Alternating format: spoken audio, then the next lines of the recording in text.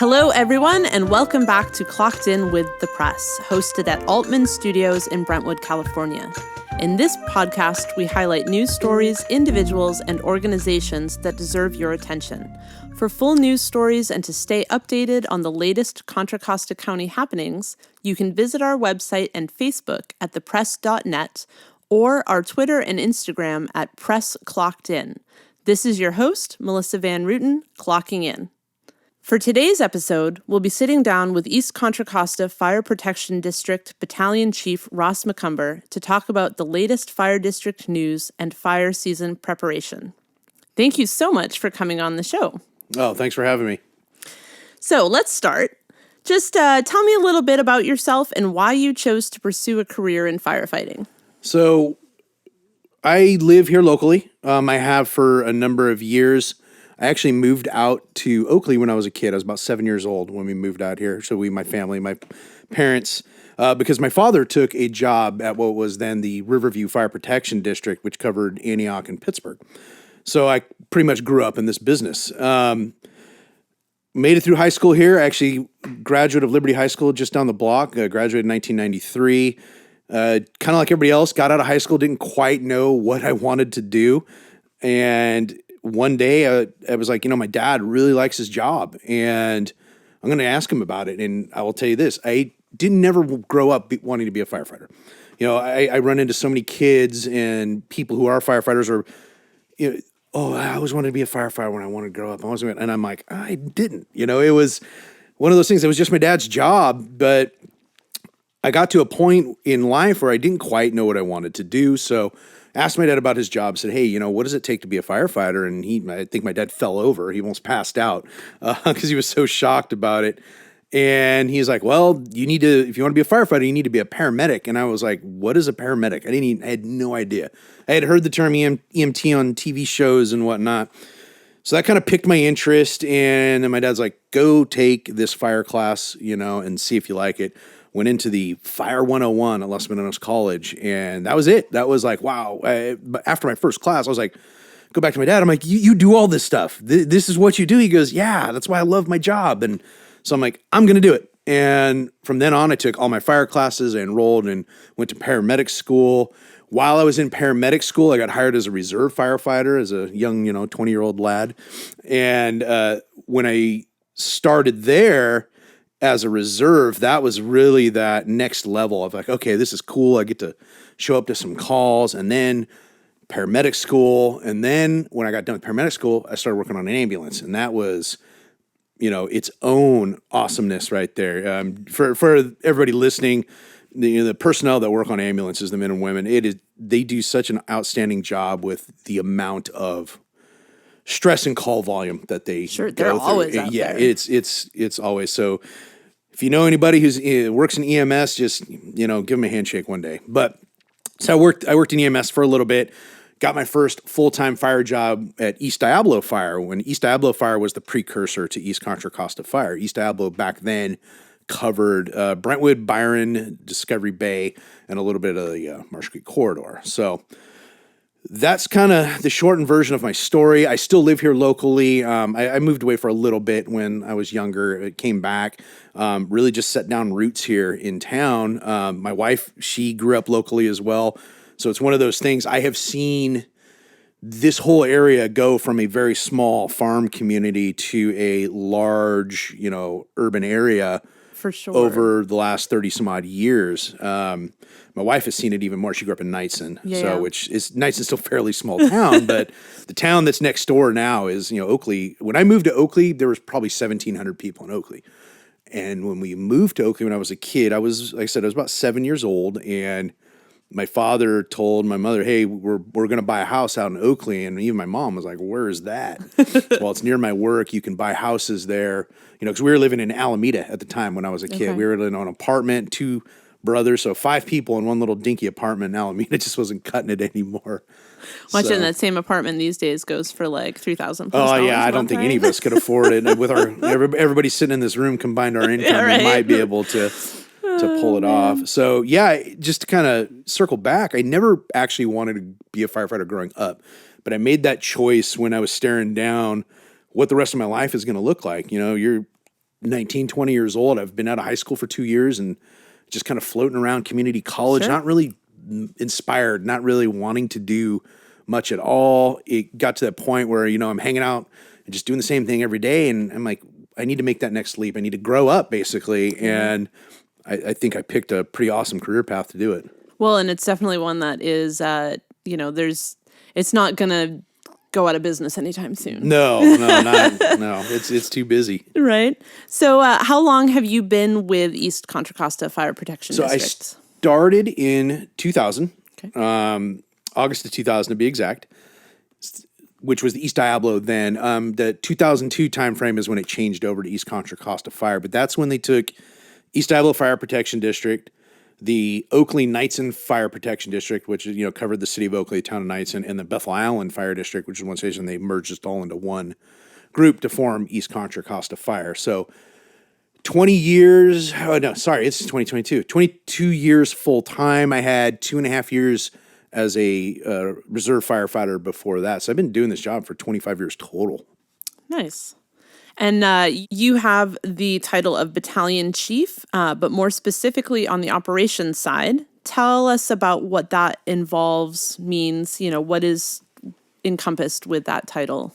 So operations is really not only overseeing and running the day-to-day operations, even though we have shift battalion chiefs who do much of that work, but it's also policies and procedures, anything that's a special operation, like a rescue type thing, major incidents. Obviously, we get those out here on top of just our day-to-day stuff. So when you think of the operations part, it's kind of like I have my hand in a little bit of everything. I work with the training division for specific trainings. For instance, I could tell our training chief, hey, I've noticed something on the line that we really need to train on this subject. I need you to put together training for and start facilitating it. And then they do that. With our fleet services chief, hey, we should probably look at such and such for this equipment. How do we go about buying it? And then with our EMS chief, especially with COVID over the last 2 years, hey, what are we doing with COVID? It's, I was kind of the backup there. So I have my hand in a little bit of everything on top of, I'm always at the administration. So I'm helping with administrative stuff, and I'm the liaison for some of our communities. So one of my jobs is for the towns in our area, not the cities. So Discovery Bay, Bethel Island, Byron, Knightson, I'm the liaison from the district to those towns. So I attend their meetings, provide them updates on the districts, take questions, etc. Before we had a fire marshal, I was even doing some of that work too. So I always thank our fire chief for finally hiring a real fire marshal and take that off my plate because it's getting to be weed abatement season here and I don't miss doing that. So you get to split all that with Steve. It's not like a jack of all trades, but it's like I have my hand in everything that goes on in the district. But that's kind of what operations chiefs do. But we really do focus on policy and procedure and the operations of what's going on in those different kinds of scenarios and how we can operate better in those different kinds of scenarios. Perfect, which leads me right into my next question. Obviously, firefighters, paramedics, they all have to have ongoing training, methods change, or new technology is introduced. What are some of the training exercises that firefighters participate in throughout the year? There's many. What are some of your favorites? Oh, my favorites? Oh, boy. It's odd that I don't have a favorite training because getting out there and doing it reminds you why you got into the job to begin with.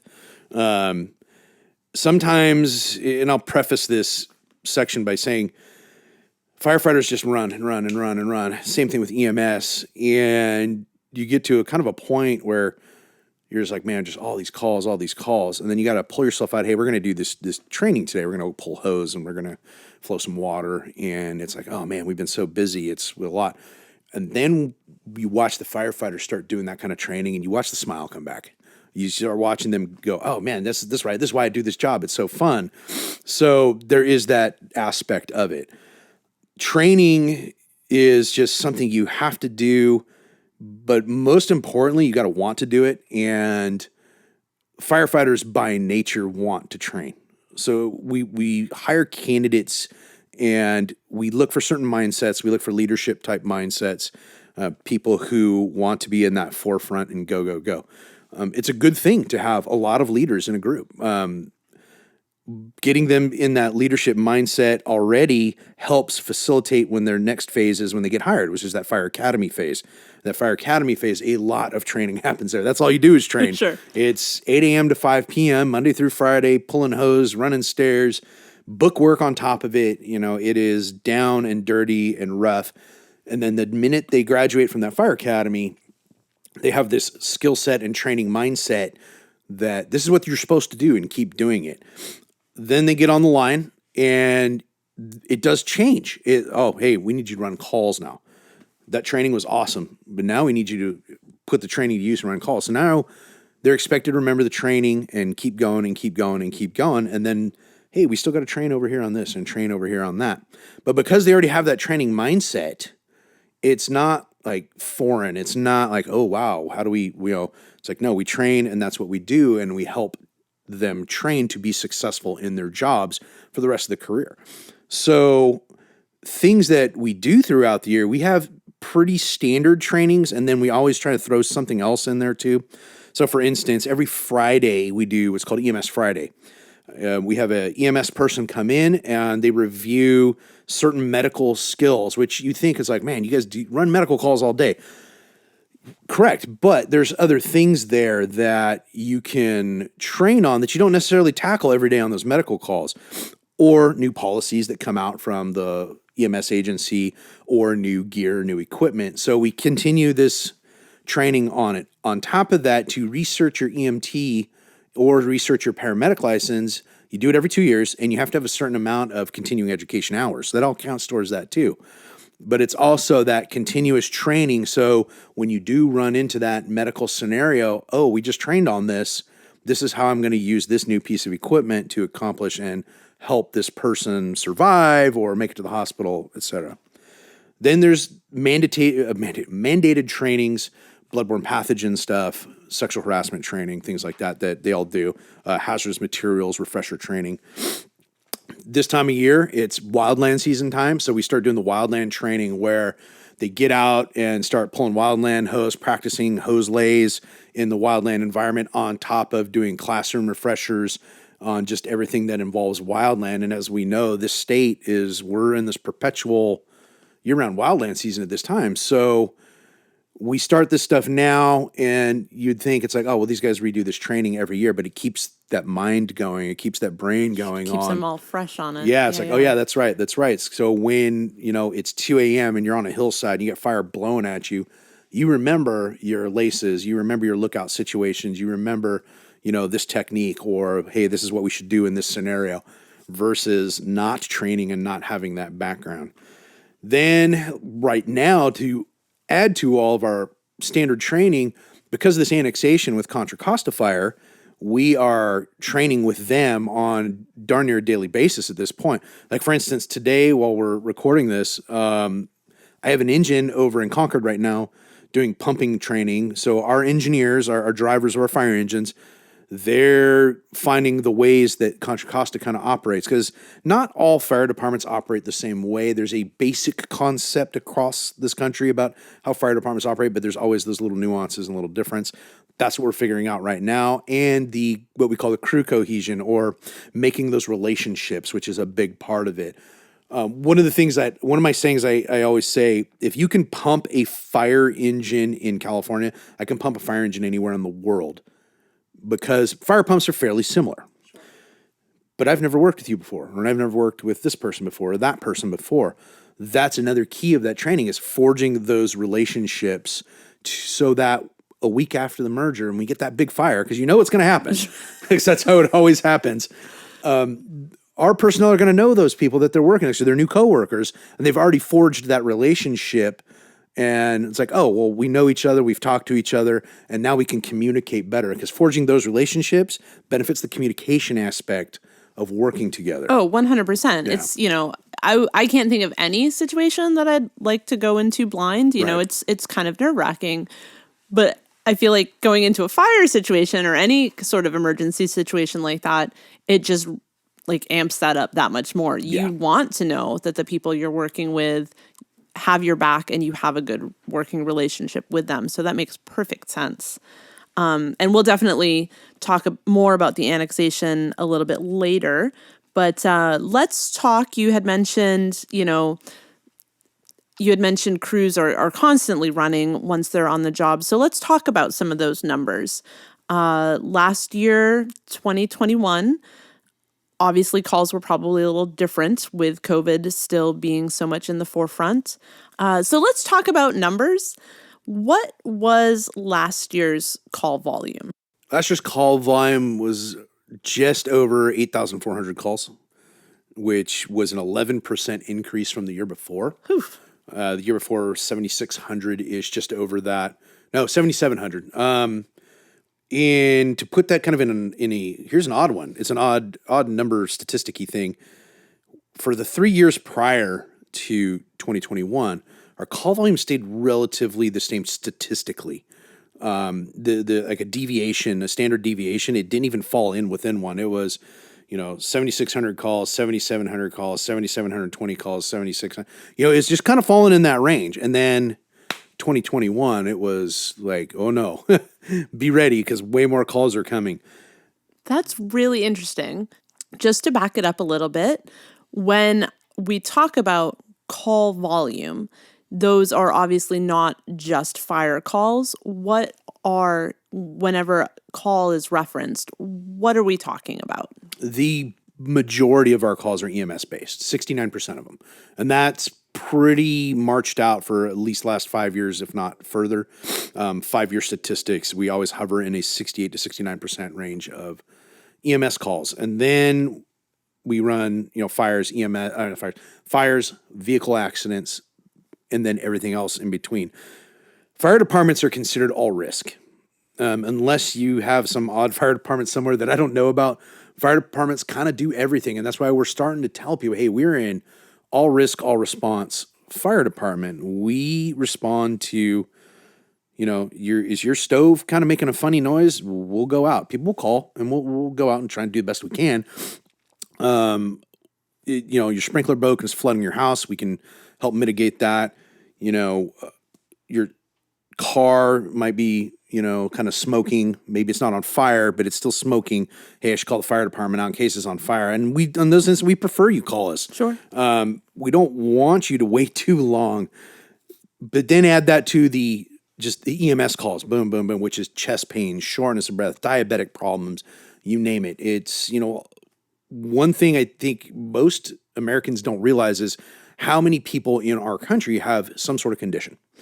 And those conditions a lot of times can make it so the person has to call 911. Diabetic problems are a big one where, we're going to scenes, we carry glucose, and the EMS, the ambulances, they can start IVs, give that person sugar, test everything, get them to the hospital if they need to. That happens all the time. And now you add that to people who've got asthma, people have cardiac problems, and it starts adding up. And then when your population starts increases, like it has around here, now you're getting more and more calls because you're getting more and more people who have more and more problems. Now add COVID to this whole thing. Like I said, I've done this for 25 years. The swine flu pandemic, when that came through, I remember the call volume kind of upgreased the H1N1 and that stuff, but it didn't do anything compared to this. Even the worst flu years we've ever had, when we had some really bad influenza passing through the communities, nowhere near as bad. All of a sudden, when those COVID spikes really hit in the Bay Area, our call volumes just ran through the roof. It was shortness of breath, fever, shortness of breath, fever, everybody with COVID symptoms. Now, a lot of those people end up in the hospital. As we know, a lot died, but a lot of them were just sick enough just to go to the hospital, have to get care at the hospital for weeks on end, and then come back home. But then what we were finding is, on top of responding to a person with COVID, our members would get inside the house and there'd be 2, 3, 4 other people in the house, all with active COVID cases. So now we're calling another ambulance and maybe another one. So we were running into that pretty frequently. So the pandemic really made call volume spike across the nation. So it's not unique to this area. but we did it with the same amount of personnel running the calls. And that was the hard part. When I say we, the fire service, the EMS services, we asked our members to run harder than they've ever run without giving them extra support. And part of the reason was hiring processes take a long time. As we know, we can't just say, oh, hey, you want to be a firefighter? Come on in, and tomorrow you're on the fire engine. There's a lot of training that goes on there, as we've already mentioned. A lot of those training academies for EMS and for fire had to shut down during COVID. So the pipeline of new employees had a big gap in it. So now we're behind. And then retirements on top of that. People retire every year. Some members, unfortunately, go out on injury and illness permanently. Then the really big issue was then we started having our own members get COVID. So now we have even less people working to respond to more incidents. So we had this real conjunction of all these problems at once with these spiking call volumes and throw a pandemic in it. Call volumes are already going up. The pandemic took it over the edge. Sure. So I'm already still seeing this year, because I do monthly statistics, we're still hovering in these really high call volumes, as we know, and at least as of yesterday, the COVID rates in our county are really low right now, which is a good thing. People are still in hospitals. People are still unfortunately dying, but it's not like it was in October, November, December when it was just out of control. But our call volumes are still really high, and we're not necessarily getting the COVID calls. We're still getting everything else, and we still have this lack of personnel to be able to mitigate these calls. So across the area right now, across the nation, I would imagine, but at least I can kind of speak for the Bay Area. Fire academies are back up and running in full swing, and we're trying to get these people hired out as fast as we can with the proper training. The same thing with the paramedics and the EMS and that. So basically what you're saying is if you are 18 and not quite sure what you're doing with your life, come join the fire department. There's a good career path ahead of you. That's a whole other loaded subject there of people wanting to get into this business. And we can chat about that a little bit. Yeah, it's, I don't know. I know if I was 18 right now and maybe saw some of these big fires going on across the state, I don't know if I'd be so psyched to run on into that job, but we're all still here, and everybody operates a little differently, though. Some That's people are really into being on the front lines, and I have to assume that it's a lot like people who graduate and decide that they're going to go into the armed services.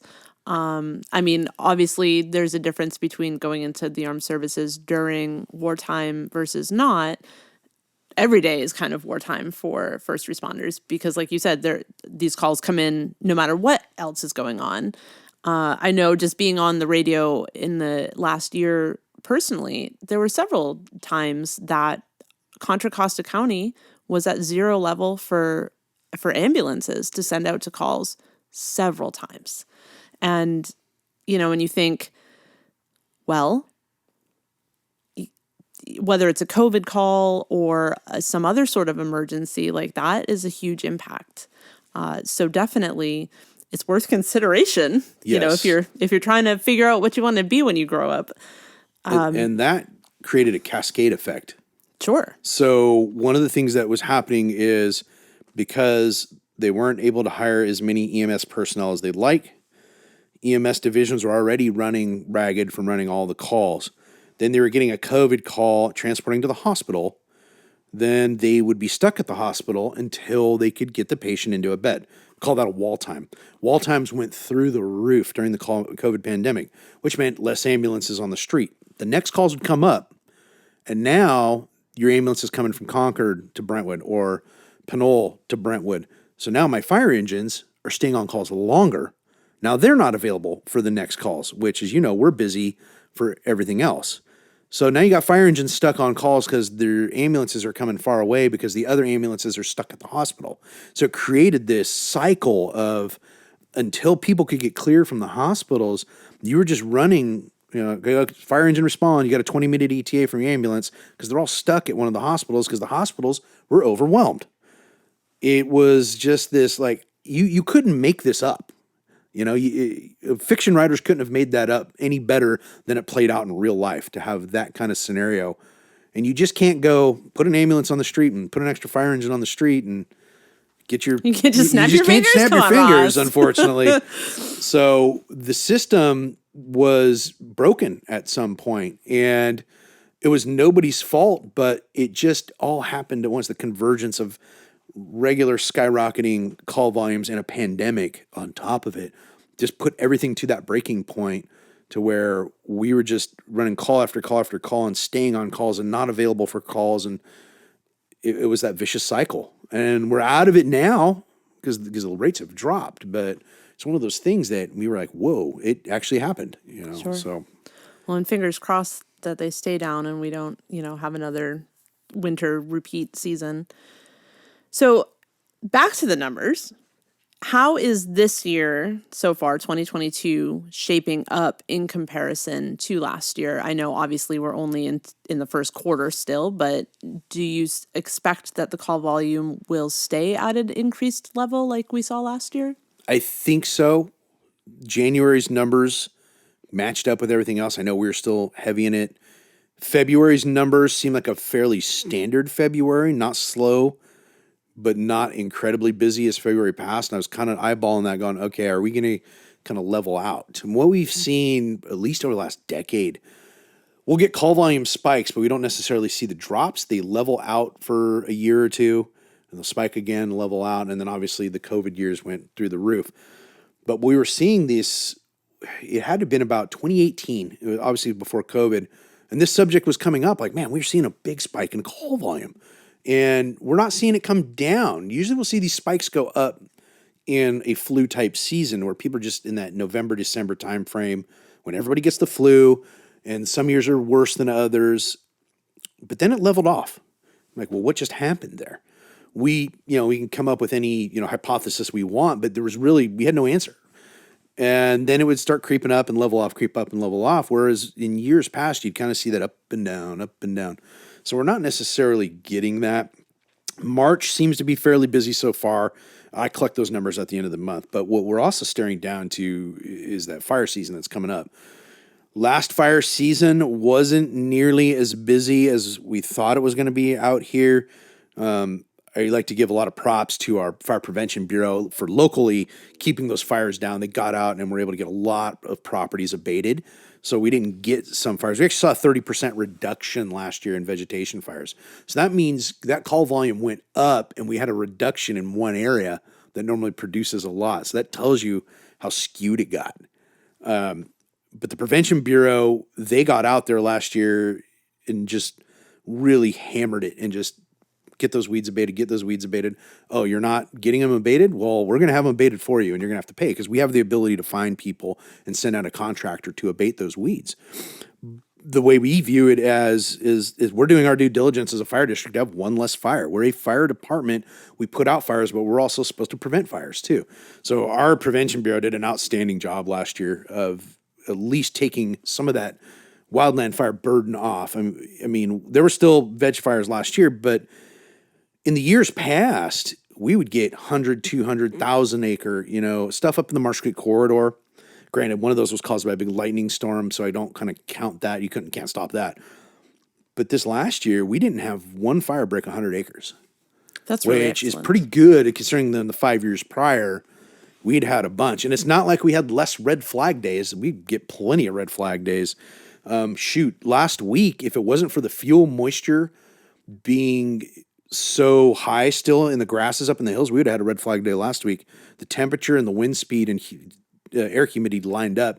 The fuel moisture didn't. Well, and I think we were talking about that on one of the scenes that we were both out on. It's March. Right. Yeah. And last year it was April. And I remember the comments, I forget which captain it was. He's like, fire season is starting and it's like 80 something days sooner than it should be. We really are in a perpetual fire season in this state. When I was a younger firefighter, we'd always kind of be amazed that the Los Angeles basin area would get vegetation fires in January. Whoa, man, wow, man, sucks to be those guys.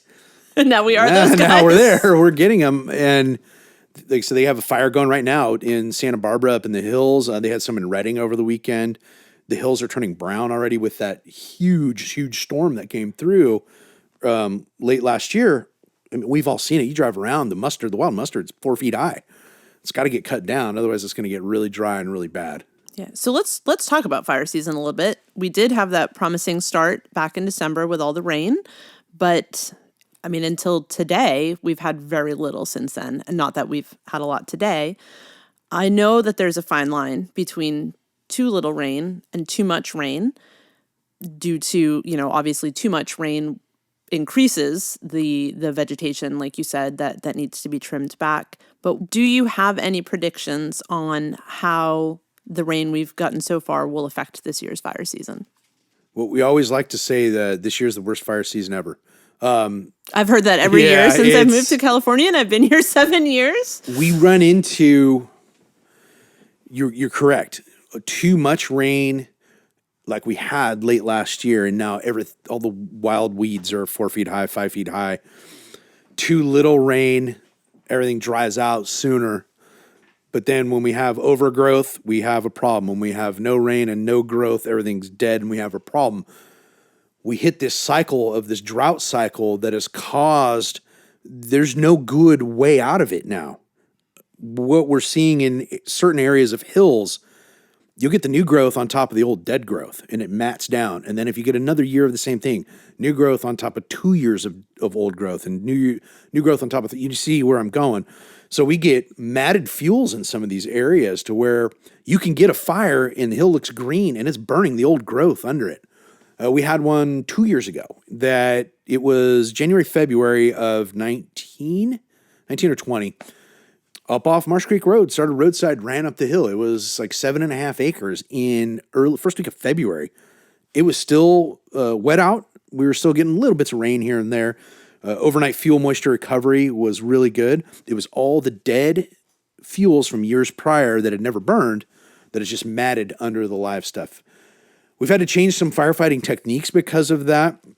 Specifically, we have to carry what's called a smoothbore nozzle for wildland because it penetrates further into that matted grasses. It's not anything new. It's just something that we really are more cognizant of versus a combination nozzle, which was used in the past primarily for these kind of areas. So we're seeing that. We're also seeing dead trees and dead brush that have died years past, haven't burned. They're still there. They're still on these properties, and that's its own problem. So when you're getting these grass fires, vegetation fires, when they start in the grasses, make their way into that medium brush, as we call it. If the brush is already dead, and it has been dead, it's tinder dry, it compounds the fire problem. And then we're seeing the tree die-offs. The tree die-offs are its own problem. A little bit here, but the mountain areas are really bad in the Sierras where you see those big bark beetle die-offs that cause a huge problem up there. So we're in this time now to where if we get too much rain, it causes a problem with growth. If we get too little rain, it causes a problem with everything dying sooner. There doesn't seem to be a just right amount of rain at this point because this cycle started so long ago. And now we're like, oh, now what do we do? It's just, we're going to be in this perpetual bad fire area for a long time. And what compounds the problem is we continuously allow people to build homes in these urban interface areas. And people or contractors or those companies that just build homes.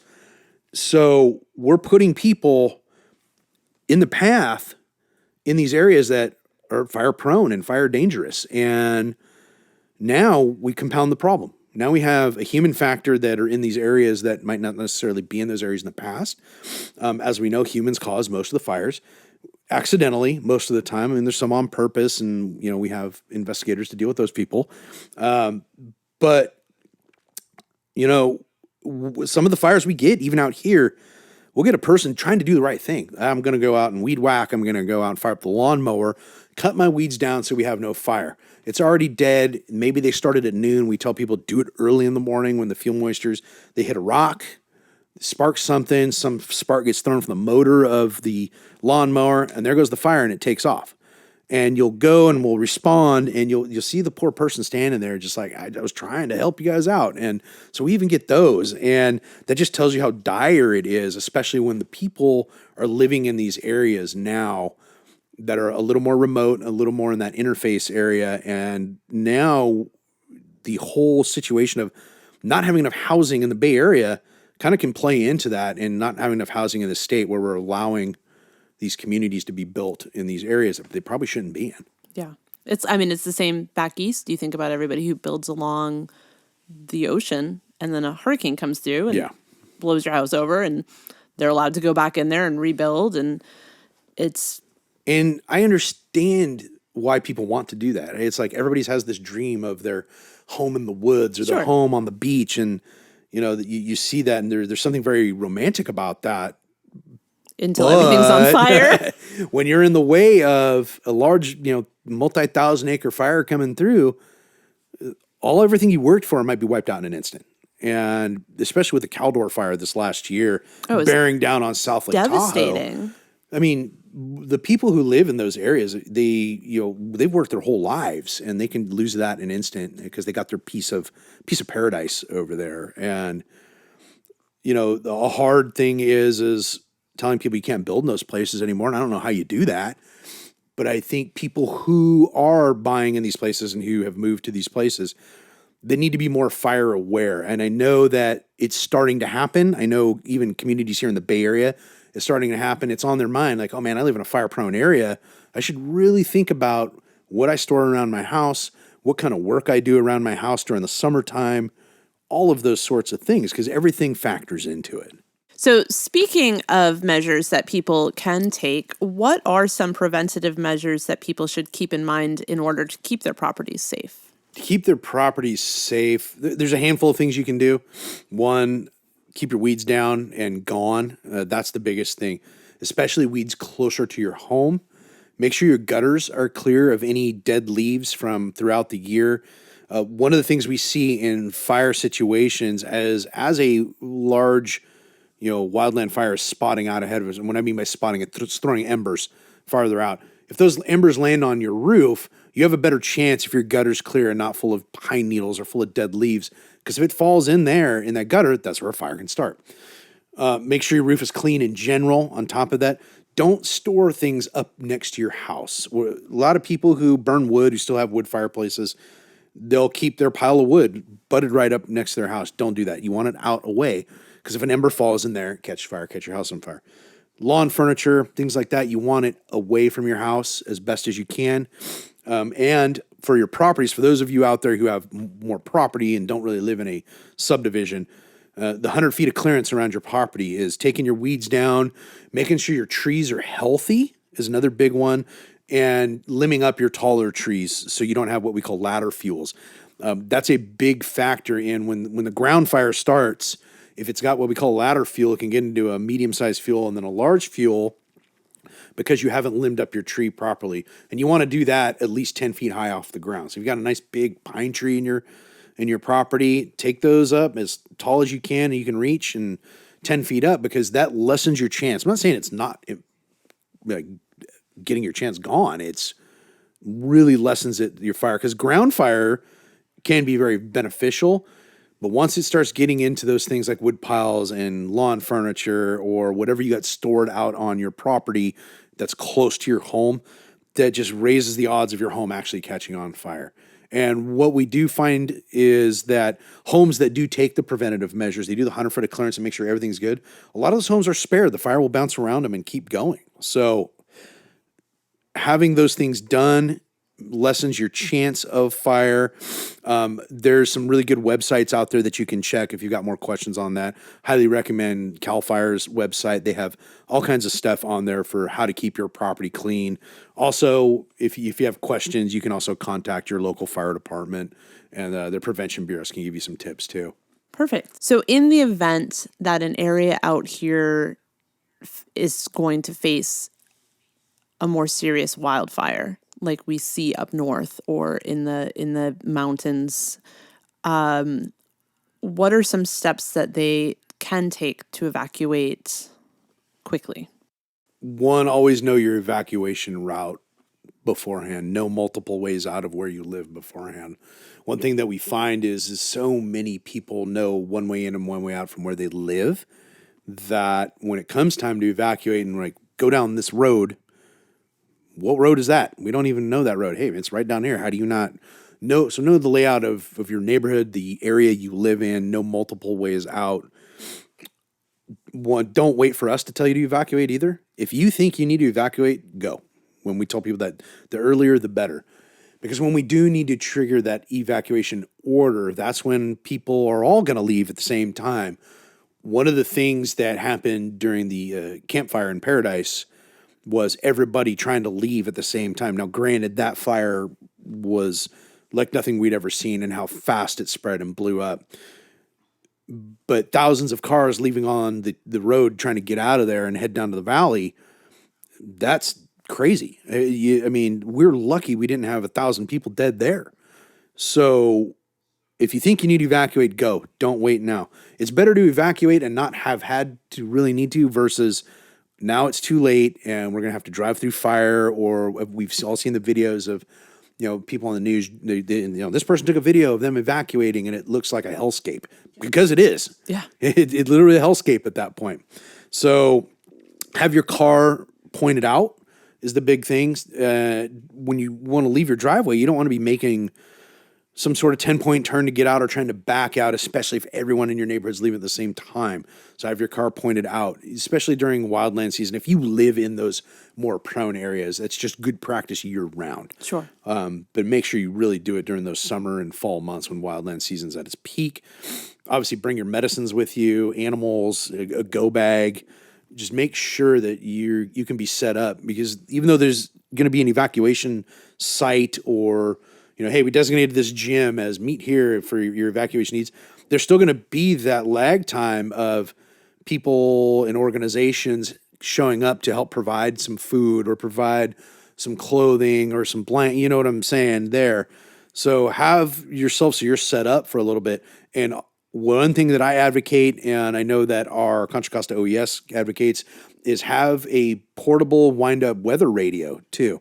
One that you don't need the batteries to rely on. They have the hand crank on them. You can order them on Amazon or your ever favorite radio retailer, that you can listen to the weather on those, and you can hear fire updates and weather on those radios, because they're designed to not only do that, but during a disaster type scenario that people can get information through there, especially when cell towers have burnt up, regular lines of internet and phone communication are down.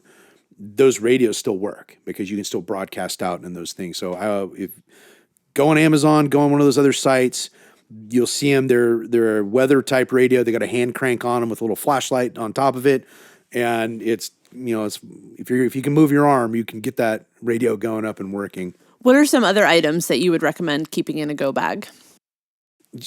Things that are like identification purposes, credit card, at least a little bit of clothing. Always grab your medicine, water, and some sort of food type substance, nothing that's perishable. So you can find some of those, bars, like type of protein bars or things like that do seem to last a couple years. Or you can take it up that next notch and find some MRE type foods, but at least have that kind of stuff so you can be a little self-sufficient while the logistics get in place to help support evacuees from those areas. Sure. And let's talk a little bit about folks who might not be able to evacuate under their own power. I know that we hosted somebody on Clocked In from an organization called Mobility Matters, and they are specifically in place to help the elderly or the differently abled who, like I said, they're not able to get out under their own power. What are some suggestions, or in what involvement does East Contra Costa Fire Protection District have with those persons? I'll go to, so before this podcast, I was at a emergency operations center tabletop exercise in Martinez at the county level. The DAFN representative was in there. They participate in those drills because their sole purpose in life is to help people with access and needs peoples in our communities. So we work with them. We already know who a lot of the people are who run those organizations. So building that relationship.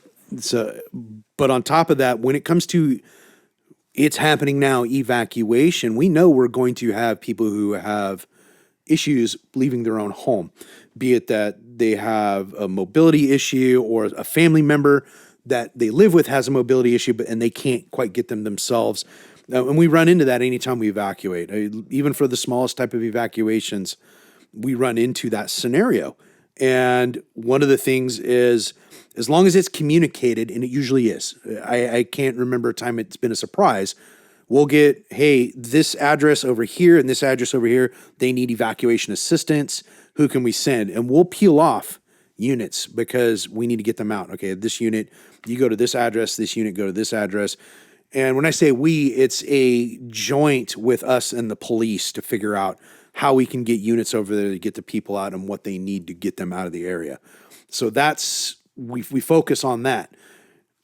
One of the complexities of it, though, is that we may not have enough resources to help if it's a real right now incident. So that's a complexity that can happen, but that's why we try and get, we have our mutual aid system. Mutual aid system gets more and more and more units that come in, and there might be a little delay, but usually when we hear those, like this person needs help evacuating because they're bedridden for whatever reason. Okay, this engine, this ambulance, and this police officer go to this address, and they'll go and make it happen, even if it's in that danger zone, because they know they need to get them out.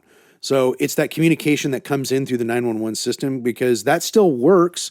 The 911 system still works in those things because everybody's calling at that point. But what we'll get is this person has this issue, this person has this issue. Now, for like something like a care home where there's multiple people living in that home, we have those pre-planned out. We have them in our map system and in our CAD, that address, you tap on it on our map, and it'll be like such and such care home, number of residents. Such and such care home, number of residents. And we can pull those up, and we kind of know, like, we already know we're going to send people here, here, here, here, and here. The ones we don't know are, hey, Mr. Smith down the street's been taking care of his mother. She can't get around well anymore. But that's not in our map system because he did it 3 weeks ago. We just don't know. But when they call, hey, I'm Mr. Smith. I'm at 97 First Street. I can't get my mother out. She's an invalid. Can you come please help us? Absolutely. And then our dispatch channel, hey, we're getting a call over here. They need assistance. The incident commander or the operations commander at that point will say, you, go get them back to safety. Perfect. So the second part of that question would be, and this is, I guess, maybe more personal to me, I hike and I backpack. And I know every year when the wildfires start up, mostly the ones that have taken place in the Sierra, there are people who will have to go off trail and evacuate. If you happen to be in a situation that a wildfire sparks up, I know that we've had them in Morgan Territory, near Round Valley, both places that I love to hike out here. What do you do if you're in the situation, or what are some measures that you can recommend if you find yourself trapped in a burning area and you're not sure that you're able to hike out of it? There's a couple things. If you have a phone that works, call 911. Sure. Saying, yeah, I'm trapped. And the best thing you can do is give us your exact GPS location. So if you have a cell phone and don't know how to access your GPS location, highly recommend you figure that out. Because if you can give us hey, I am at this degrees, north and south, we send that, and I get that info as a responding battalion chief. I can pass that along to helicopters, and they can start going, there they are, they're right there waving at us. We have short haul capabilities through some of the helicopters we have that they can rescue them out of there. Like I said, pull up your compass app on your iPhone. You can even do it if you've got reception, if you have Google Maps. If you drop your pin, or your pin shows you where you are, there's a bar on the bottom, or you can go off of the menu drop down. There's a way to get your lat long in there, but your easiest way is your compass. Not sure with Android phones, but I got to imagine something similar. But I know for iDevices that your compass app is your friend. That compass is super accurate, by the way. But you can get your GPS location right there. And all you got to do is, I'm at, 121.096 west, and our dispatchers, they're awesome. They'll type that in, call us over the radio, look at your call notes for the lat and long. Okay. And then I'll start trying to find on my map and go, boom, that's the spot. Helicopters are doing the same thing. They're looping around going, there's the spot. They're right down there. Because it actually happens without wildfire. We get Every weekend, on a nice weekend, somebody gets hurt in Round Valley, and someone gets hurt at Mount Diablo State Park, and someone gets hurt at Lime Ridge in Concord. Be it mountain bike accidents or just hiking accidents where they crash, roll their ankle, heat exhaustion, you name it, where we have to go evacuate them out. It's like clockwork during the summer. A lot of times I don't quite know what trail I'm on. This is only the first time I've been out here, second time I've been out here. What trail name do you think you're on? Oh, I think I'm on this trail. Then you go up that trail and they're not there. Well, they're on a trail the complete opposite end. And it happens. And, people get turned around in the open space real easy. And I remember on a personal note, I was backpacking in the immigrant wilderness. We got to a spot that was really in some pretty flat granite as far as the eye can see. And you're going, where do I go? And luckily enough, whoever hiked it before us had left the little ducks in a row for us to follow. Because if those weren't there, it'd have been like, I'm really going to take my time, follow my map to the T with my GPS locator out and make sure I'm walking that trail. Go up to some places up here, you pull into the parking lot, think it's really nice here. I'm going to go walk around the hill. Next thing you know, you're turned around. Where am I? Because it's unfamiliar territory. So we really hope, and the message gets out, people, use your GPS. If you can give us that Latin long number to our dispatch, we can find you from that and just stay there. Don't wander off from there once you give it to us if you're mobile. Most of the time the people are immobile. They've been hurt. A lot of rolled ankles and heat exhaustion when it gets real hot. Again, pay attention to the weather. You don't want to hike when it's too hot out there because that sun is just beating down on you. And we've had some tragic results to the Bay Area for some people hiking in those extreme weather conditions. And that happens up and down this state. So for Android users, sorry I can't help you, but go look on your phone, see if you can find an app that gives you a GPS location. But for Apple users, it's in your Compass app that comes native with the phone. It's right there, and that will help immensely when you're in that situation. If you're in an area where you don't have that sort of thing, no reception, it's really bad, or you're not an experienced hiker and maybe you just don't quite know how to use your gear, even maybe your compass, or maybe you don't have something like a spot, always go away from the fire. Don't walk towards it. If you see a fire out ahead, you really need to turn around and go back the way you came from. Hopefully you've had enough water. Hopefully you got enough food until you can get to an area where you can communicate. So if you're 10 miles off trail, but 10 miles behind you, there's a highway, you need to start heading back that direction. Rescuers will assume that you're going to head back to those roads because that's the safe spot. So don't keep going towards the fire. That's not going to do you any good. Also, pay attention to weather. Even here, you start noticing that above that fire that it looks like a thunderstorm cloud instead of just a regular smoke column. That means that fire has created its own pyrocumulus cloud. Those clouds can end up collapsing. And then when the collapse happens of that cloud, the air column drops straight down and pushes fire in every direction. And it's because of the collapse of the air. If you're close to that, even if you think you're like, well, the wind is at my back, which means it's blowing away from me, that column drops, that fire is going every direction. Now it's going to blow back right at you. So again, that's why I said, if you see a fire ahead, turn around and go head out, try and communicate best you can.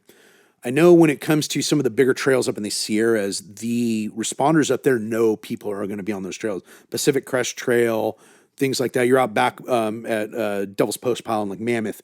They know people are out there visiting, and they got a plan for that. Here, like Round Valley, Mount Diablo, we're always going to assume there's people up there kind of trudging around. And the parks police for regional parks, the Mount Diablo State Parks workers, they're also going to get out there too while the fire's small and start hitting those trails. And at least megaphones, helicopters, you need to get out of there. We got a fire coming, and start pushing the people out away from the fire. So it's just, there's things to pay attention to. The weather is a big one. If it's at night, the fire is always going to look bigger than it is, but still, same thing. Walk out, try and get to a safe spot where you can communicate. I could spend another hour right now telling you what land types to avoid. It's like, don't go up. This is what's called a chimney canyon, or Sure. Or don't stand in this spot. Don't stand in mid-hill. But use common sense. Carry a GPS. Yeah, and like I said, if you're walking on a trail and you see a fire out ahead, just turn around and go back the way you came. And I also, just to add, I know that there are a lot of hiking specific apps, All Trails, Gaia, Far Out, that you can download the map that you'll be using of the trail that you're planning to be on, that will also help with those locations. But again, invest in a little GPS unit to carry with you. It doesn't have to be a full-size, wicked expensive one, but the smaller ones you can pick up at REI. And not only will you have your GPS location readily available, but they have buttons that you can, even in areas that you don't have cell coverage, you press the button and it alerts first responders that you're there and you need help. Yeah, we do the same thing, but first I'm going to point out you said wicked expensive, so your East Coast Yes. came out right there. See, it comes through every now and again. The East Coast came out. We do that as well for the fire service. We'll have downloadable maps as well, because we know we can get into areas with no cell coverage and our mapping system goes offline. We have Avenza is one of the ones we use, a couple others that will have the permanent maps. And then, like myself, in the back of my BC truck, I have an old school paper map all of Round Valley that I can roll out, lay out, and say, this is where they are. And during the SCU Lightning Complex, the Deer Zone fire, which was our part of the SCU Lightning Complex, that came in handy for one of the hand crews. There's no reception out there. Well, especially when there's fire. And I had entered off of the south end of Vasco, which is the Alameda County side, to come in. One of the hand crews was behind me. They'd never been to the area. They're like, hey, man, do you have maps? I'm like, you are in luck. And I handed them a big, giant paper map and rolled it out on their hood. I'm like, you're here. The fire's here. And they were just like, oh, thank you. And they were able to get to the fire. There was a call that came in a couple of weeks ago out at Round Valley that I could hear over the radio. And they were trying to find where on the trail. And I knew exactly where they were talking about just from the radio traffic. But yeah, I know cell coverage out there cuts in and out, so definitely be prepared. So let's move on. Let's talk about what everybody has been talking about for the last 2 years or year and a half, I suppose. Let's talk about the annexation. So for the past few years, East Contra Costa Fire Protection District has faced some funding issues, which has now ultimately culminated in its annexation by Contra Costa Fire Protection District. Tell me a little bit more about that process. For us, it's been 20 years. Okay. So that's what I like to say. It's like everybody thinks annexation, and we've been talking about this for 20 years since the formation of East Contra Costa Fire. Because these are issues that were long-standing. So when East Contra Costa Fire was formed, they didn't put a funding mechanism in place. So we took the existing tax rate areas of all the towns, and there was no change to them. So we really were always relying on growth to drive any sort of funding increases for the fire district. So what a lot of people don't know about a fire district, aka special districts in the state of California, we can't just take money from anywhere. We have a set funding source that comes in. It's a portion of your ad valorem property tax. So where most general areas, anywhere from 12 to 15% of that 1% of that ad valorem go to fire services. Out in East Contra Costa, we were averaging about half that, about 7%. Some of our tax rate areas were in that 3 and 4%. So that's why we've always had some funding issues. To change that is incredibly difficult, and that's a whole other conversation unto itself. Well, I remember having a conversation with Chief Helmick. This was a few years ago now, and basically, the Explain Like I'm 5 version of it was basically East Contra Costa was being run on a budget that was more designed for a volunteer fire department. Correct. So when they set the tax rate areas, which was Prop 13, 1979, though the areas out here then, nobody lived out here. This is farmland. So when they set those rates, they set them for the farmers who were out here, who were, struggling because they're farmers, man. The farmers work hard, and, money's hard to come by sometimes, especially, now with these crazy weather. They set those rates low back then because nobody lived out here and nobody really needed fire services. They had a handful of volunteer departments, truly volunteer, nobody got paid, that was made up of the local farmers or the guys who worked at the factories in Antioch when Antioch still had factories. Then the growth came. The developers across the Bay Area saw this as, an untapped area and started building, tract home after tract home out here. Obviously, those rates never changed. And to change those, it's got to go to the voters, and it's got to be a 2/3, voter threshold to pass changing those. And then it's got to go to the state. It's a long, complicated process to change a tax rate area to the point where it's almost impossible. That's why the talks in the past of floating a parcel tax or a benefit assessment tax come out. And as we know, parcel taxes are really hard to pass. You need that supermajority. Benefit assessment taxes, they can be challenged in court really easily. We watched it happen in West County to a fire department. They passed one, and then it got taken to court and got held up for a really long time. So those funding mechanisms were always difficult. Add to the fact that when they formed this district, we didn't have anything such as a CFD for the district or any sort of fire user tax, anything like that to add to those funding mechanisms. So we always just existed on house building growth, commercial building growth, to where those taxes coming in would go up and up and up just a little bit each year. Then we hit that when the market crashed, right? We felt the effects of that 3 years after, and that's always how that goes. So when property taxes go up because the ad valorem has gone up, because the home value has gone up, they can only increase it certain percentages each year. But when that crash happens, it's immediate. So the general public felt that crash right away. We really started seeing it, though, in a 1.5 to 3 years after the fact, to where now the money's coming in from properties that were once valued at $500,000 have dropped to $120,000. Now that money is like, oh man, we really lost a lot of money. So we'd gone after some taxes back then. I know Chief Helmut could probably talked about that. None of it really worked. Some of the planning for it probably wasn't the best. Some of the communication on it wasn't the best. I can pick out one thing that we did wrong back then communication-wise is we didn't do any sort of Spanish language communication. And as we know, this community has a lot of Spanish speakers. To not have that level of communication, we are missing out on our customers, our people that rely on us, that, we were sending out door hangers and mailers and they just see a fire engine and, well, I don't quite understand English and we need to get rid of this thing. But if we had to put it in a Spanish language, oh man, I know what's going on. The fire department's having a hard time. Sure. That's just one thing of the many where we just didn't step up to the plate. So we had laid off firefighters at one point. I don't know if you knew that. That might have been before I was out here. Yeah. And we've always tried to build it up since then. There's a good shout out to awesome group, NorCal Women in the Fire Service. They're all women firefighters across the Bay Area and Northern California that they realized that we don't have enough women in the fire service, took it upon themselves to start what's called a girls' camp.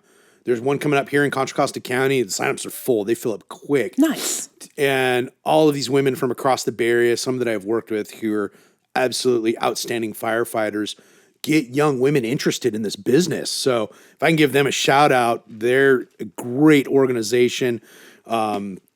Like I said, I know two of the members of the organization, just great people, great role models. And I hope that it really starts working.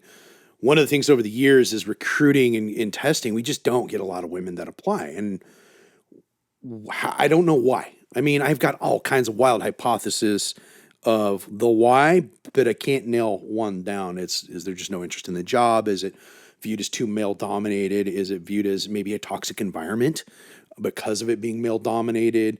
Or is it just one of those things that we do such a poor job of recruiting that a lot of young women coming out of high school don't know that this is a viable job opportunity that pays well, that has good benefits and still has a pension, where most office jobs don't have that anymore.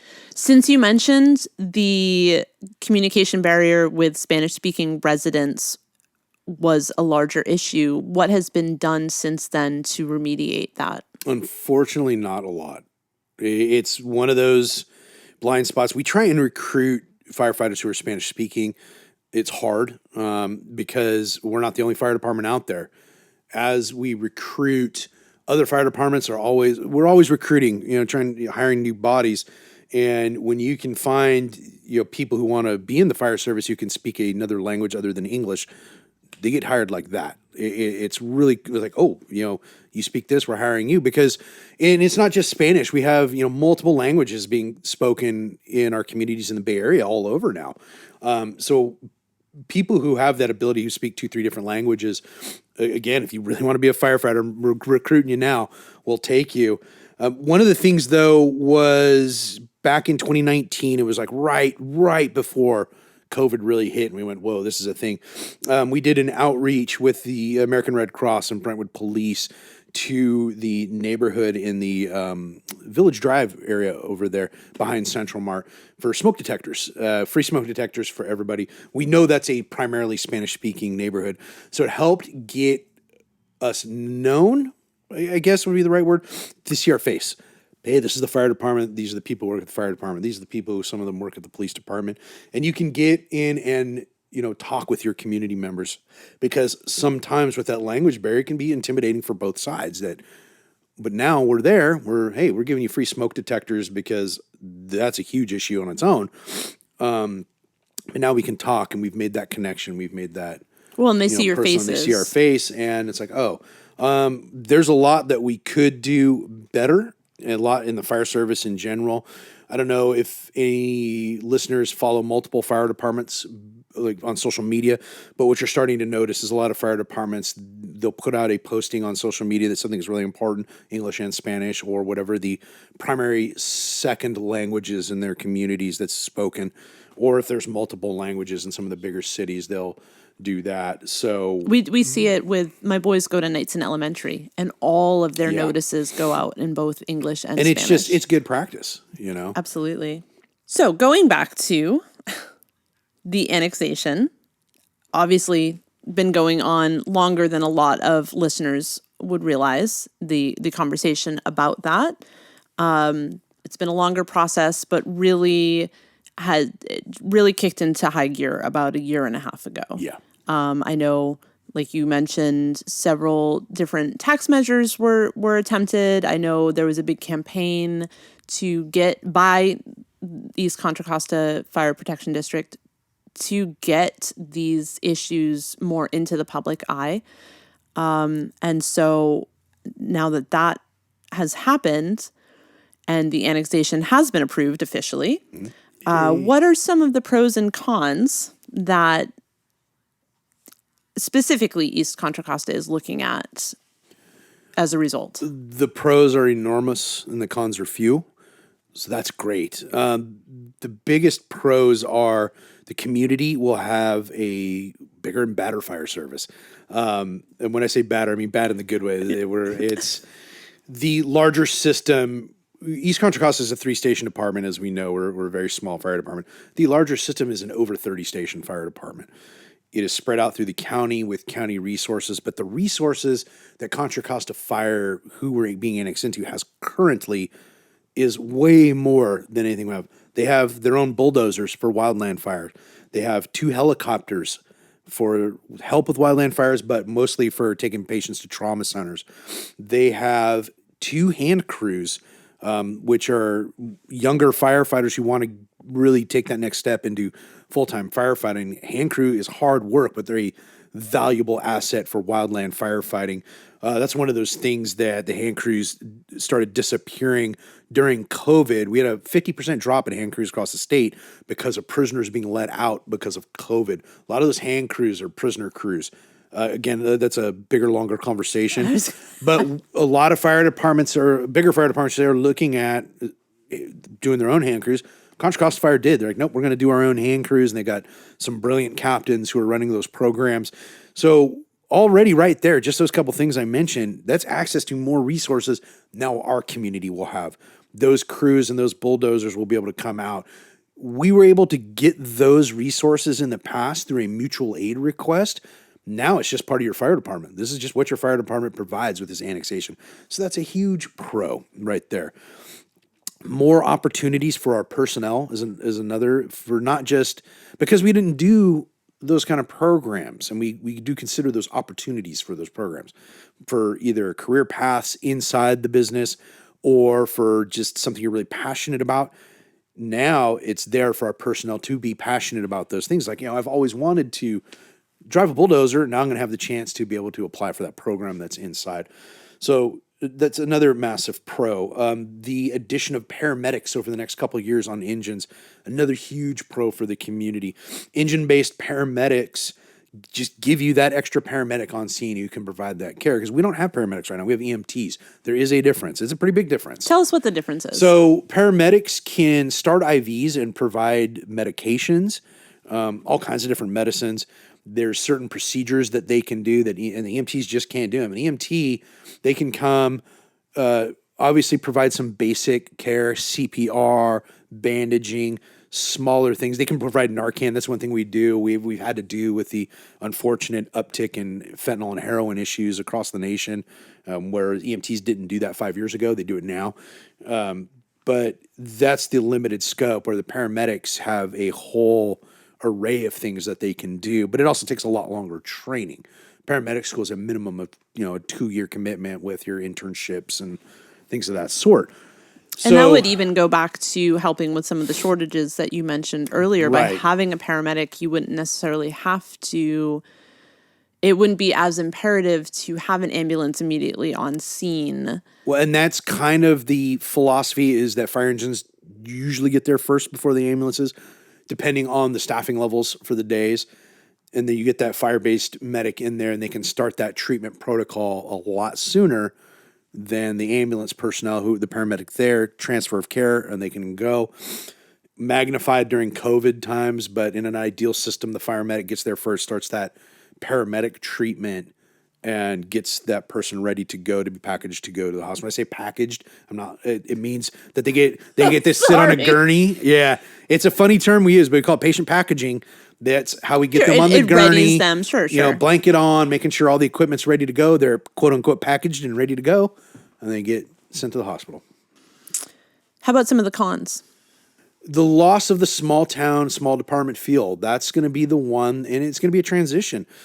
A lot of the community that lives in the area knows who their fire department is because they've seen all of us for a long time.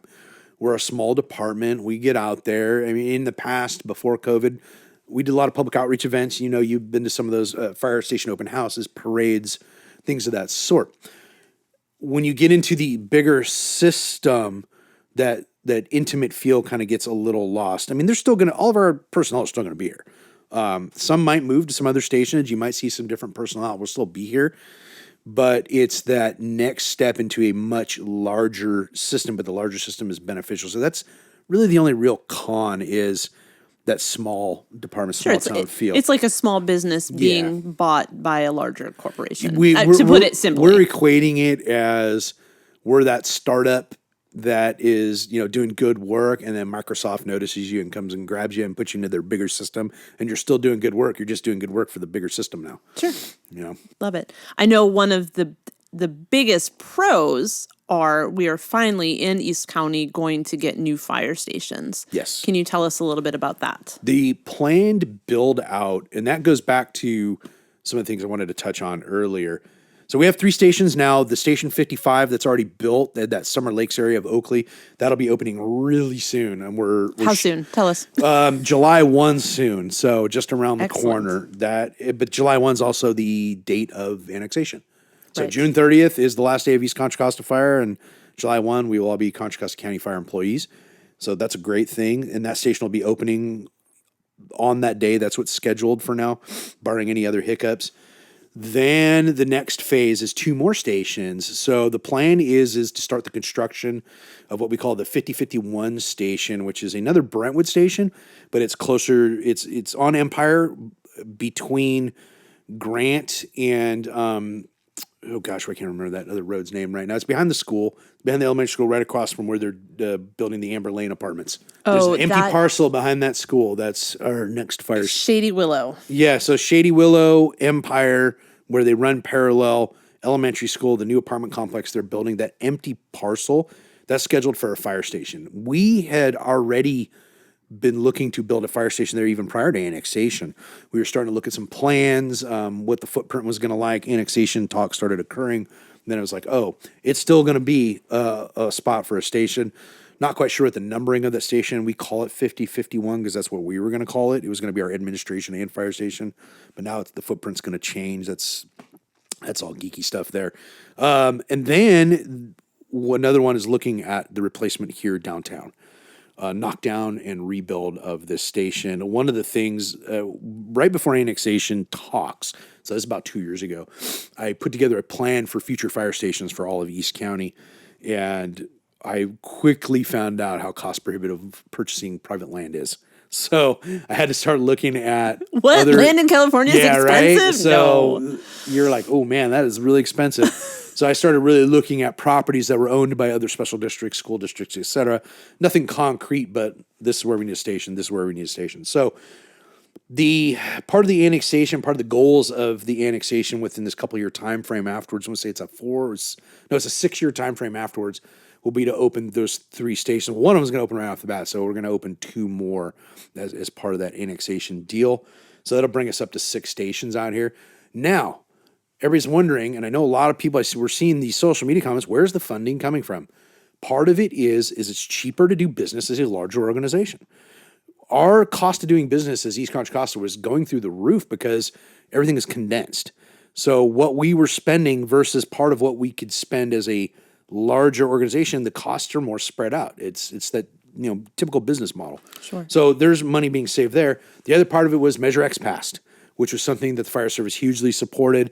The community apparently hugely supported it too, looking at those voter numbers that came back. The Contra Costa Board of Supervisors and the Measure X committee already dedicated a portion of that money to this annexation because of the annexation to help build those extra fire stations and to staff them.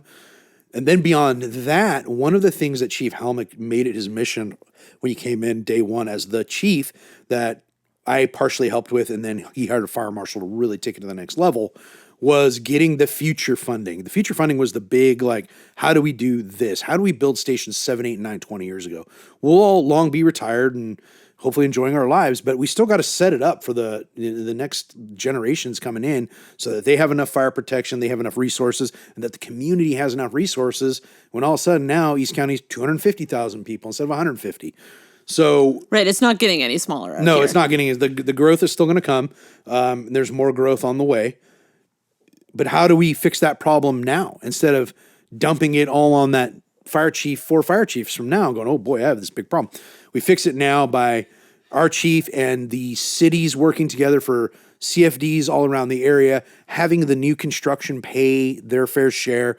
And what that's going to do is when it gets time to build that 7th station out here, that 8th station, those funding mechanisms will already be in place to not only build it, but to staff it. And Chief Helmick got that accomplished. And he has done such an outstanding job of getting that all done and doing the impossible. I couldn't have asked to work for a better boss. It's 5 years now. Chief Helmick has been the fire chief for 5 years next month because I'll be a battalion chief 5 years in May. And look what he's accomplished. And he's such a nice person on top of it all. He works his butt off. Good person, nice, family's nice. Involved in the community. Super involved, always has been. But he really got accomplished in 5 years because this annexation stuff really did start 2 years ago. So the finalization of it, so really in a 3-year time frame, he got all of that accomplished, and then to get to the annexation talk and finish off the funding mechanisms for the future. But in really the 5 years, he has done in 5 years what no one else has been able to do at all.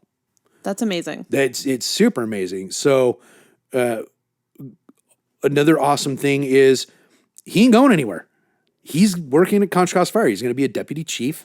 I don't know if he's let that out of the bag, but now you just still going to be there and still care about the community and has his eye on the community and always going to advocate for the fire service in Eastern Contra Costa County. And this community couldn't have asked for a better person to do it. Like I said, he really got in, and it was hard work. That man works, from sun up to sundown, and I've called him plenty of times at some odd hours for some questions because of just trying to get this fire district built to where it should be. It just so happens that should is now merging with Contra Costa Fire and becoming that large organization. But that's going to give the citizens really the fire protection they deserve. Absolutely. And he got it done. Awesome. What would you say some of the unique challenges that each district faced with this upcoming change?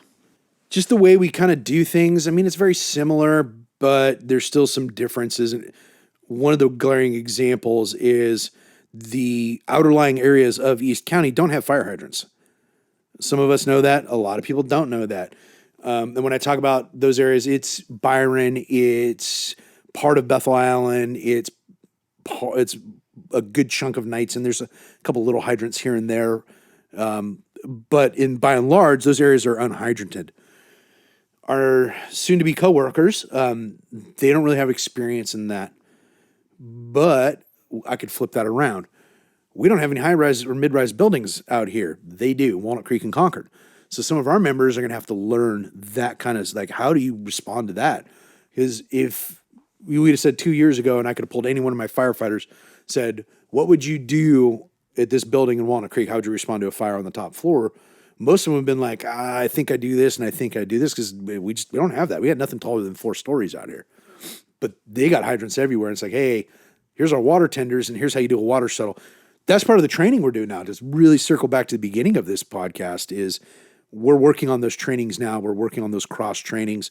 Our personnel have had our Contra Costa Battalion 8 brothers and sisters out to Bethel Island to learn, here's how you operate without using a hydrant. Here's how you draft and do this. And right, you guys were pulling water straight from the Delta, I think, last week. Yep, the drafting operation. And we're getting that similar training on their end. This is how we do things with this kind of fire over here. We've got more trainings coming up, hazardous materials type stuff, to where, they have, and that's another benefit. Contra Costa Fire has their own hazardous materials response unit. The county does too. When we would always, if we needed a hazmat response, we called it for the county response. But Confire's got their own, so it's going to be even quicker. But there's some training that our personnel are going to have to go to be able to operate with the personnel that work on that unit. So those are the bigger challenges of just that. What do we do and what do we don't do? How do we identify it? And one of the things we did last August, which seems like it was yesterday, it's how time flies. Time's we not real. had a massive workshop where we put both organizations together and all the players in the organizations. And we identified all those problems. It was a 2-day workshop we held in Lafayette. And we came out with a blueprint going, this is what we're going to do. And we're following that blueprint. We're getting these personnel trained to where they should. Granted, some of it had to wait till we knew this was going to go through. We couldn't start in August because what if it didn't? Because we were still waiting on some things to be done with some reports and the LAFCO applications and so. But then as we were like, oh no, this thing's happening, now we can do that and go and get these people trained and kind of start identifying it. Another thing we got coming down the pipeline to alleviate those challenges is members from each organization are going to start riding along and job shadowing on each side to see the who's and the whats, and they'll get a little task book that they're going to check off. It's like, okay, I know how such and such operates at such and such station's area. We went and checked it out. So we've identified all that stuff. It's not just here's some new keys and go, Probably best. Right. Well, let's we've been at this for a little bit. I know that your vocal cords do get a little can start feeling them worn down. Tell us about that. Yeah, I have a weird thing. I have a scar on my vocal cords from a surgery that I had an emergency appendectomy a handful of years ago. One of those things, woke up in the middle of the night and didn't quite know what was going on, but it was the most pain I ever felt. Did they package you up to send you? No, I told my wife, I said, don't you dare call 911. No. So, and that is a typical firefighter thing. Don't call 911, just take me. Literally jumped in the car and she drove me to the hospital. And I figured out right before I woke her up, I was trying to ride it out. I figured I just had some bad food or something. I was in the bathroom, doubled over in pain, and I leaned on the appendix area and I jumped. And I was like, oh, I got appendicitis. I got to go. When they intubated me, and no fault of their own, because they had to put me out to do the surgery and woke up, they said, oh, your voice is going to be scratchy for a couple days. Well, then 7 and 8 months went by and it was still the same thing. So I went and saw an ENT, And the doctor put a scope and he said, "Oh, there's a big scar on your vocal cords. Did you have surgery recently?" Matter of fact, I did about a year ago. I had an emergency appendectomy. He goes, "Well, there's a scar on your vocal cords and you will lose your voice if you talk too much during the day." And it's just going to be one of those things now. So they can fix it, but they can't guarantee it'll work.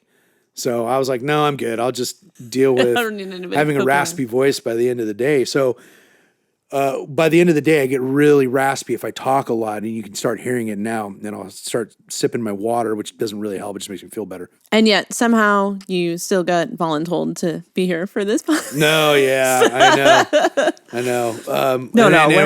I did PIO work too before we hired a fire marshal. So yeah, it's just something I deal with. One thing that's nice is I had mentioned it to one of our fire board members, Carrie Nash, and she was like, "Oh, I have the same issue. So here's some tips." So I thank her for that. And I still use those, how to not talk so much. So Director Nash, thank you if you listen. That's another thing too. Our fire board, having a really good fire board. They worked their tails off to get this annexation done.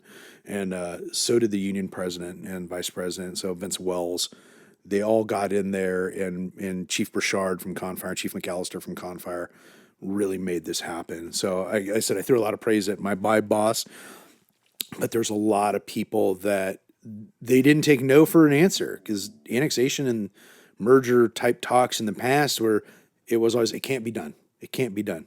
It can't be done. Well, Chief Burchard, Chief Helmick, and President Wells from IAFF 1230 said, no, it can be done. And they figured out how to do it, and they got everyone else on board. So, and sounds like they did a bang up job. They did. And our fire board got on board. The board of supervisors got on board with it. The LAFCO board got on with it. I know Supervisor Burgess has been a huge supporter of us in helping push this through, so can't thank her enough either. Her and her staff have been amazing during this annexation process of helping pushing this thing through, because everybody saw it needed to be happen. They saw that it was viable to happen, and it took getting both fire chiefs and the union president in one room and getting it going, and having those chiefs and then their assistants and everybody get on board and push this thing through. So sure. Well, and the last thing you want to have to worry about in the case of an emergency is there do we have enough resources? Right. Or do I question, is this going to cause unneeded stress on our department? Or, you don't, when you're faced with an emergency, that's not what you want to be thinking about. Yeah.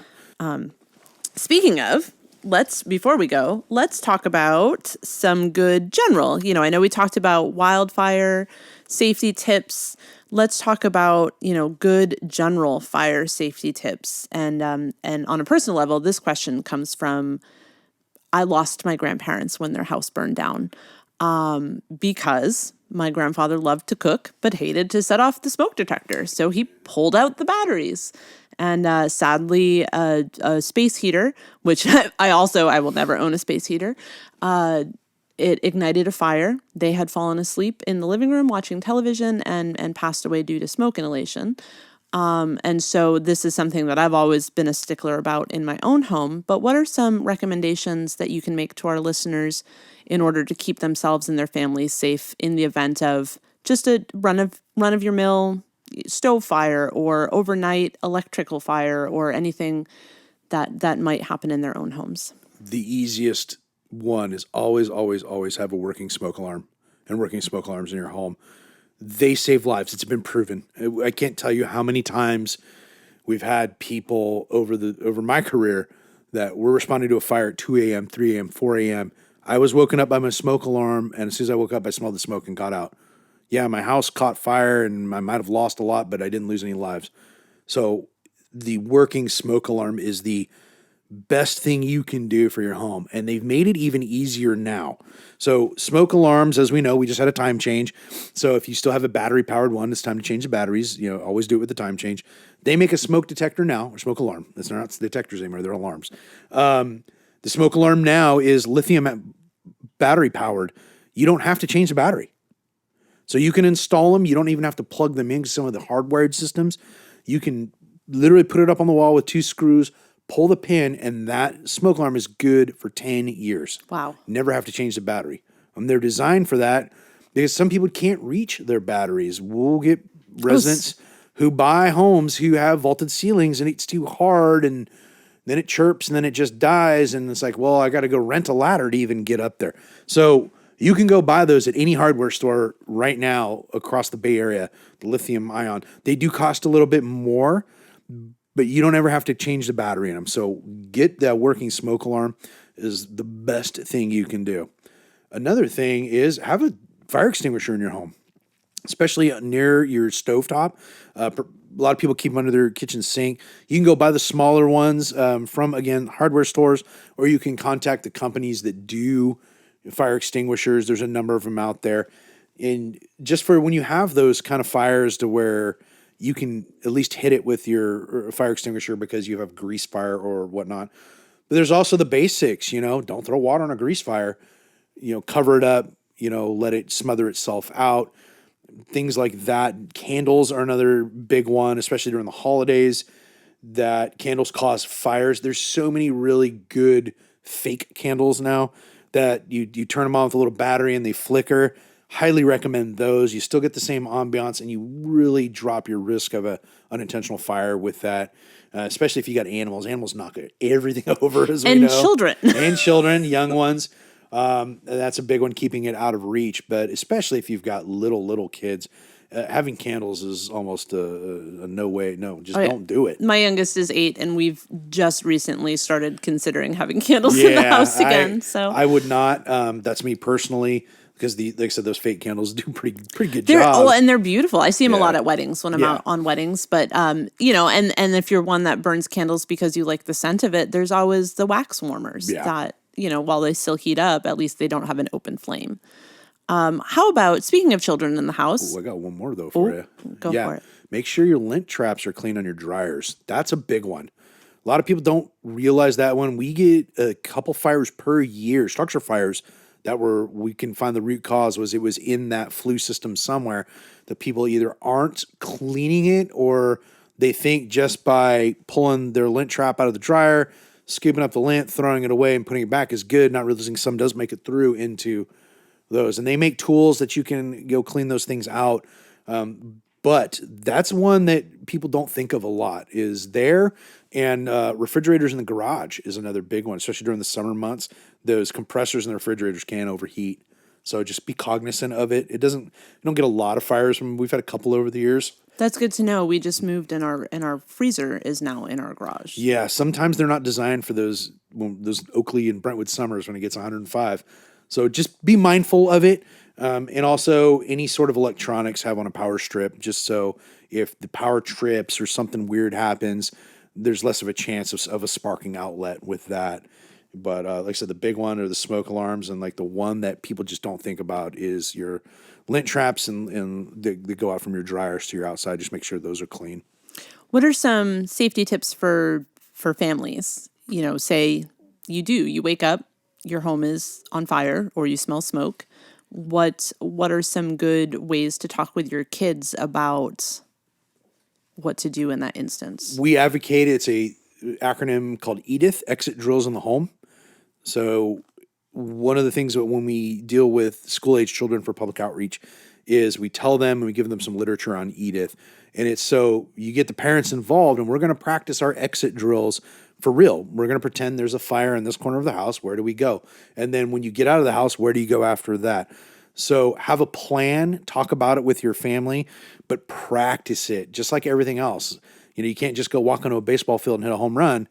You got to practice these drills. You can't just talk about it. So for the parents out there, there's, again, great info on our website, great info on the Cal Fire website and the State Fire Marshal website about exit drills in the home.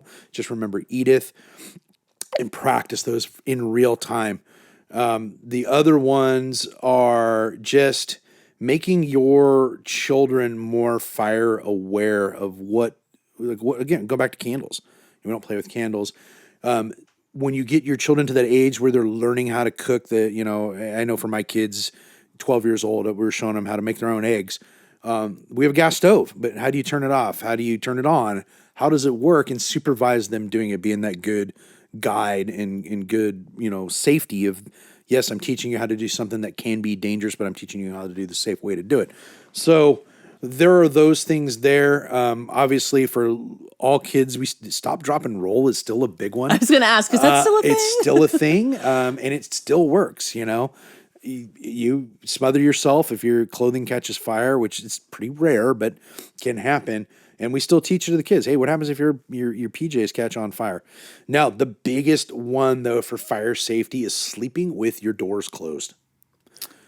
Interesting. So we have study after study in the fire service from underwriter laboratories where you can prove that sleeping with your doors closed save lives. And it's because those doors are fire rated, the walls are fire rated. When they're open, now you've created a new path for that fire to go and for that smoke to go into the bedroom. Well, that's terrifying because keep that door closed, that blocks it. And even if you hear your smoke alarm in your hallway going off, all of a sudden you smell smoke and door handle's not hot. You can take a look. If it's hot, you still got a safety window there to get out of your own house, to get out through the window, even through a second story. But keeping those closed, and I know this is a podcast, but check out when you get a free second on the internet. You just type in, bedroom doors closed in fire, and you'll see all kinds of pictures of the room next to the on fire, just destroyed. The room that had the door closed, you open it up, and it's got literally minor smoke damage. And it's because those doors are fire rated. Well, I know what change I'll be making tonight when I send my kids to bed. Always close their doors. And it's hard for parents when their kids are little, because you want the door open. You want to hear them. Or if you've got a wondrous animal, dog or cat, I'll leave the door open so I don't have to get up. But you're really taking a risk there, leaving that open in a fire situation. So that's why I advocate you always close the door when you go to bed. It will save your life. Well, I learned something new. Thank you. And let's end on, I guess, an up note, I would call it. Let's get so in the, how many years did you say? 20? 25 years. In the 25 years that you've been a firefighter, give me your top 5 list of most absurd or interesting calls that you've had to go out on. Oh, man. Absurd or interesting calls. Or just maybe ones that kind of weren't necessary. Oh, yeah. There's plenty of those. It's kind of fun to talk about sometimes, but I always feel like if I do talk about them, there is another human being on that end. Of course. We always try to think when people call 911, it's the worst moment of their lives at that time. Sure. When they're calling. So, but we do get the occasional odd ones where, one in particular, we had an older lady who had called and she swore there was a fire across the street and a fire across the street. And we got to her house and we're like, we don't see any fire. Where are you looking at? And she's like, right there. You don't see it. And I was like, ma'am, that's a light. No, it's not. It's fire. And it was just a street light because the trees, it was a little windy. She thought it was. So we'll get those. And those happen a little more than you think. I ran one time where this poor kid, and I feel bad for the kid, got a cactus thorn stuck in his hand. And the parents called 911. And we thought, oh, man, this is bad, right? And we go, and it was just right there. And they're like, what do we do? And I'm like, just pull it out. And they're like, well, that's it? I'm like, yeah, that's it. And like, and I'm like, yeah, you can just kind of pull it out. And so we get a lot of those. And people, I will say this community, a lot of the people in this community, they get up in the morning, they go to work, they come home, catch their kids' ball game, eat dinner, go to bed, do it all over again. That's a lot. That's a lot of stress. That's a lot of moving around. So sometimes a little emergency pops up like that, and they may just not have the like, what do I do? I've been doing all this stuff. So we'll get some of that stuff. Now, I can say, though, we could talk about some of the bigger, crazier incidents. Obviously, the SCU Lightning Complex, triggering the evacuation that night was one of the things I never thought I would do that in my career in this district. Here in Brentwood, October, we had the red flag day where we had the structure fire, and we started having the fire jump in the backyards, just off of Daney. Again, we were starting to stare down. I'm like, are we staring down a major city fire because of a red flag day? And the fire started by a structure fire, not a vegetation fire. Again, never thought I'd see that kind of thing. But there's been some really significant incidents in this county over the last 25 years, and even in East County, that a lot of people just don't realize. However, some of the wilder ones is I have been to 3 train versus big rigs in the Orwood area, and the big rig drivers survived every time. I was out on one of those a few months ago. It was a tomato truck, and it was like the entire engine compartment was torn off. Yeah, destroyed, tomatoes everywhere. And the guy walked away. Guy's walking away. 3 times I've had that at the same spot, and I'm just like, what are the odds that it's happened 3 times and the person has walked away? They walked home to change their pants, I think, most likely. I'd have bought a lottery ticket that day. So, yeah, I mean, there's a lot of those calls over the years, but you get some that stick out and some that you're just kind of like, whoa, at this point, you just have been accustomed to, I'm going to see it all. You get accustomed to see it all. You know, when I was younger, I could be like, oh, well, there was this one call and there was this one call. I mean, there was the one call, and to give your listeners also kind of how dangerous this job can be. I called the call. I was on fire. So I'm sorry, you personally were on fire? Mm-hmm. Yes. So we had a Stop, drop, and roll, Ross. Right. Well, I didn't even remember it at that time. We were at a structure fire, and it was in Oakley. We were pulling all the hose. I was on this 3rd engine due, so I was still on the line then. I want to say, what was I, captain then? Captain or driver? Matters not. I was pulling line, and where I needed to go with the hose line, there was a white bucket sitting there, 5-gallon bucket. And I didn't know what it was, but it was in my way. So I kicked it. I went to go punt it to get it out of the way. And the next thing I knew, something exploded in my face, like instantaneously. And before I realized what was going on, it was out. And I'm like, what just happened? And then I looked down and my leg's on fire. And what I had thought happened was something in the garage in this house fire exploded out of the garage and landed on my leg. That was what my brain was processing. So I did try and kick it off my leg because I thought it was a piece of something. And then it was getting bigger and I'm like, what is going on? One of the other firefighters is like, you're on fire. And I'm like, I know.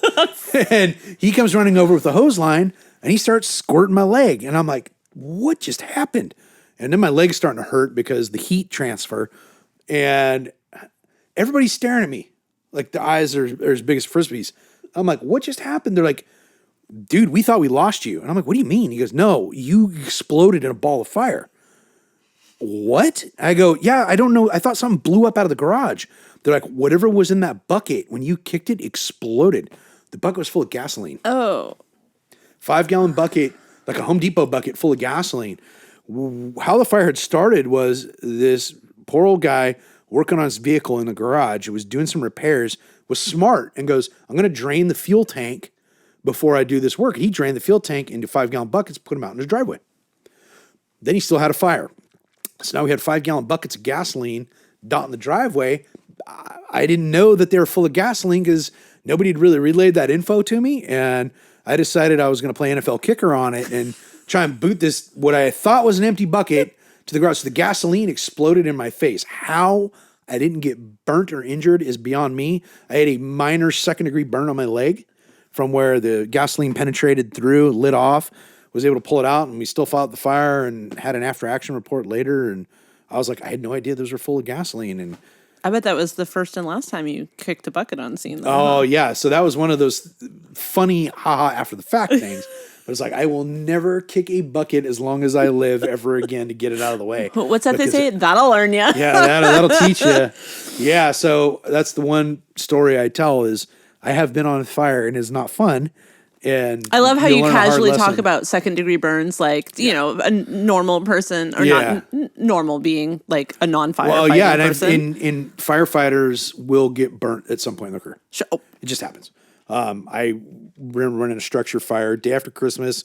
I was working when downtown was still open. It was off Concord Ave, and the fire was so hot. I got a welt from here, the top of my sideburn area down to my chin, just from where my mask sat, because of the sweat was getting so hot. It was basically steaming on my face.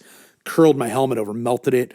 My captain at the time, he's still working, did the same thing. We curled it over, and that was a hot fire. So that tells you you're going to get burnt and it's going to suck, but you still got a job to do. That time though, I just kicked a bucket and I'll never do that again. But remember, firefighting is fun, and firefighting is fun. It is a great job with great people and a great teamwork atmosphere. And, you know, if you want to be a firefighter and you do get into the business, the sky is the limit. There's so many things you can do in this business that aren't just firefighting. You can do programs and, you know, like bulldozers or hand crews or water rescue or transfer rescue. Or outreach. I mean, you talk about public outreach. PIOs. There's a lot there. So it really is a great career. It's a great business to be in. And I'm very fortunate that I was able to get into something and ended up really loving it. Awesome. Well, thank you so much for being here with us today. Well, thanks for having me. It's been an absolute pleasure chatting.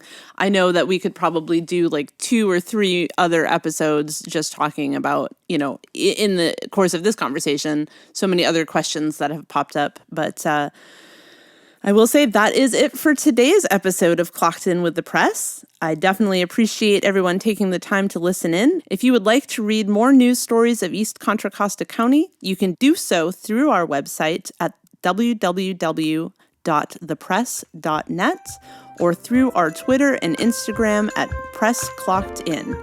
Contact us with your thoughts on this episode or any other before it. That's all I have for you today, and I will speak with you all next time. This is Melissa van Ruiten, clocking out.